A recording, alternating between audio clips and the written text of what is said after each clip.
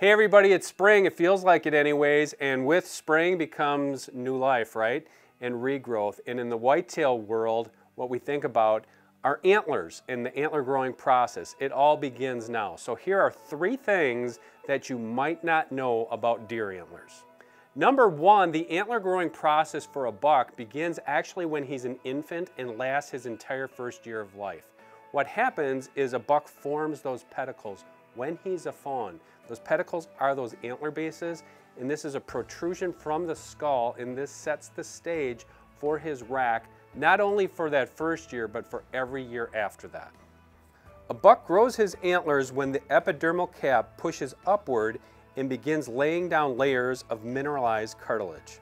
Number 2, contrary to popular opinion, antlers are not hardened bones. They are actually a form of spongiosa, which is an accumulation of calcium and phosphorus. As far as the antler growing process goes, brow tines grow first, and they are the hardest of all antler points. The resulting tips of the other antler points are also hard, and for good reason. This allows bucks to fight and gives them a defense mechanism against predators. As noted before, the main parts of the tines, and especially the main beams of the antler, will keep a certain level of spongiosa even when the antlers are hardened. This allows them to break more easily during fights. Think of this as a breakaway set of headgear in case things get really dicey during the rut or other altercations.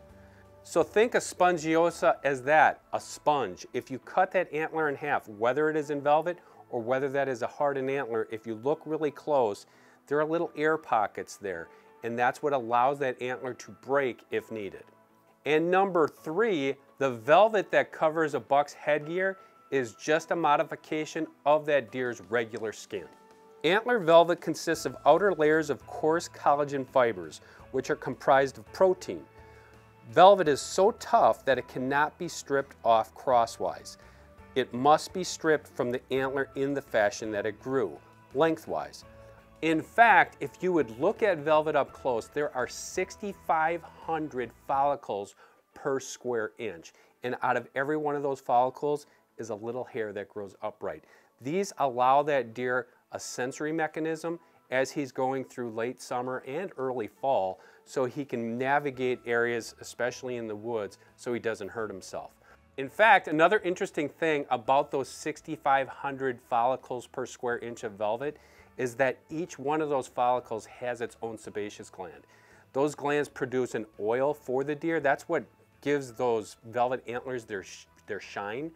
But more so is that oil produces a repelling effect on insects and other bugs. Yes, deer it's a scourge with ticks and mosquitoes and black flies, but it would be much worse if they didn't have all those glands producing the oil in their antlers. So there you have it. No matter how many years we study this, we're still going to find fascinating things about the white-tailed deer. Check out our website, deeranddeerhunting.com, for more information, and be sure to hit that subscription button.